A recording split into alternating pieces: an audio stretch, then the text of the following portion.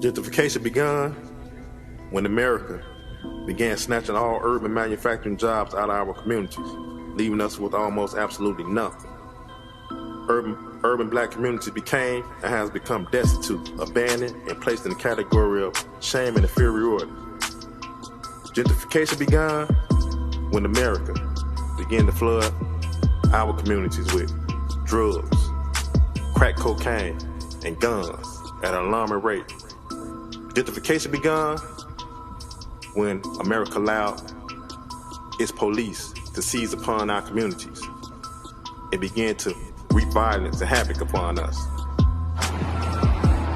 yeah, it's been a long time, man. I was coming back to get with you. As far as I know you have OG in the area, in Chicago, West Side. Yeah, I've been around a long time, seen a lot of people come, seen a lot of people go. Communities constantly changed, and the powers that be constantly revising and restructuring the community. So, with change, comes, dramatic and, unsupervised content in the neighborhood. Right? So, what you know about I guess you know how the political power structure doing here in Chicago as far as with gentrification and stuff. Oh yeah, moving all the blacks out and moving all the whites in and making sure like this used to be, this used to be Turkish chicken. Like Madison used to be built up right here. They done shut down Turkish chicken. They didn't every night he built up. They didn't invest back in the communities at all. What you think about that?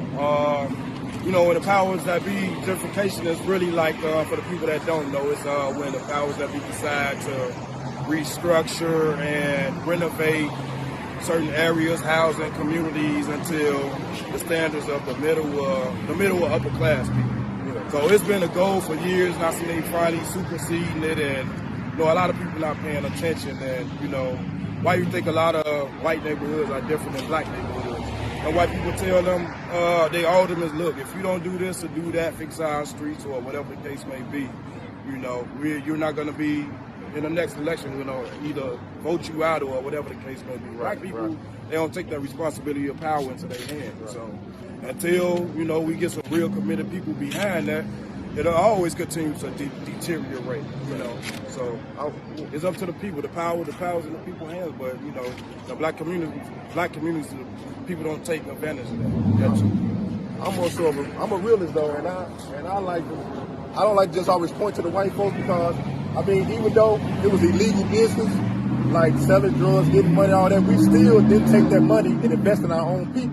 So we could have still took that dope money. Like white folks, they sell drugs and get money and invest. They invest in the stock. They invest in their own communities. They spend with each other. That's and true. We didn't do that. We got money all through the 90s and spent it back with white America, basically. Buying cars, buying clothes. We came over here to what's the clothing line over? What's the clothing store over here? Tops and Bottoms. We made Tops and Bottoms what they is today. Definitely. They didn't take no money and invest back in our community. Tops and Bottoms didn't do nothing for the community. They ain't throw no basketball tournament. They ain't say, hey man, they didn't do anything. But we took all our dope money, invested in Tops and Bottoms. Look at this. That didn't used to be Tops and Bottoms right there. They used to be another like female clothing store.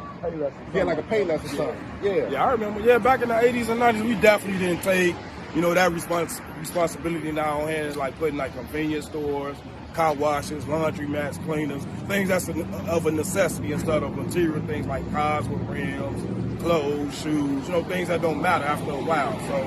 So the mentality set change, it'll always be the same, man. And these people, they gonna continue, it's good business for them. So they gonna keep, charging the max amount for things that they get half off from overseas and charge us 10 times more. So as far as with yourself, I know you've been around a long time. How did you navigate the system without getting caught up in getting caught up with the violence or things of that nature? How did you navigate the system? What did you do? I just paid attention, man, and I had good infrastructure in my family to educate me on what was going on in the world and in the streets. It was a war back then, man. A lot of people, left here. Went to jail, moved away, got killed. How you got those 8th grade pictures where everybody's in the class picture. I could take X amount of people off, and that's just how many people died that I know in the late 80s, early 90s. So I just took things in my own format and navigated a system that works for myself, man. I'm a people person. I talk to the people.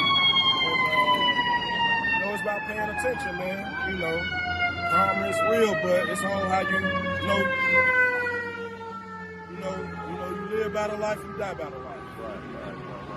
So right now, you like to tell the people like your name, what you're into, any information, somebody to follow you, whatever. Yeah, my name is Byron Summers. You can find me on Instagram, Facebook.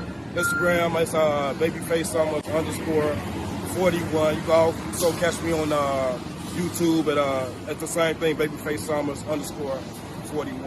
So we're gonna be bringing a lot of material. Hopefully that can drastically change, the mentality of the younger generation, man, and make them pay attention to what's really going on out here. That's our job to educate.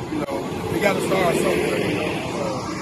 Who better do it than the guys that go around, know about the economics, the political warfare, commerce, everything that goes into account of, as far as living, it's making the communities better.